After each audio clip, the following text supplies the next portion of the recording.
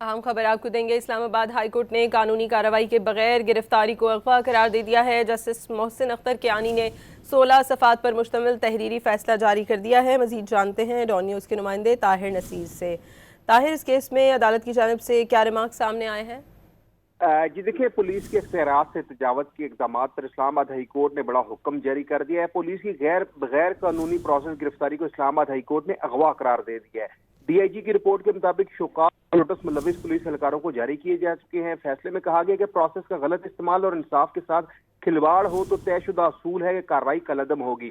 Supreme court तय कर चुकी कि अगर FIR की बुनियाद गैर कानूनी हो तो इसके बाद सारी कार्रवाई खत्म होनी चाहिए। अदालती फैसले में कहा गया है कि सुप्रीम कोर्ट ने यह भी तय कर लिया कि क्रिमिनल कार्रवाई कलअदम करार देने का स्कोप महदूद है। अदालत को गैर मामूली हालात में इस्तेमाल करना चाहिए। लाहौर और बहावलपुर से खातून और कम सिन बच्चों के अगवा के मामले अदालत ने हुक्म जारी किया है। साबिक CEO PIA मुशर्रफ रसूल का शहरी मोहम्मद वकास और अलीम सुहेल के साथ लेन देन तनाजा में हुक्म जारी हुआ है। अदालत ने मोहम्मद वकास, अलीम सुहेल और एहलिया सना सुहेल के अपने खिलाफ दर्ज मुकदमा खारिज करने के केस का तहरीरी हुक्मनामा जारी किया है। जस्टिस मोहसिन अख्तर कियानी की जानिब से जो तहरीरी हुक्मनामा जारी किया गया है उसमें कहा गया है कि IG इस्लामाबाद को जाली पुलिस मुकाबले में मुलविस एहलकारों के खिलाफ कार्रवाई का हुक्म दिया जाता है।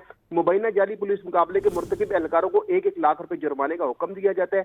इस्लामाबाद पुलिस एहलकार जुर्माने की रकम बतौर तलाफी मदई मुकदमा सना सुहेल को अदा करेंगे। अदालत ने पुलिस को यह भी हुक्म दिया कि खातून के साथ लाई गई मलकियती गाड़ियां, कैश और ज्वेलरी वापस की जाए।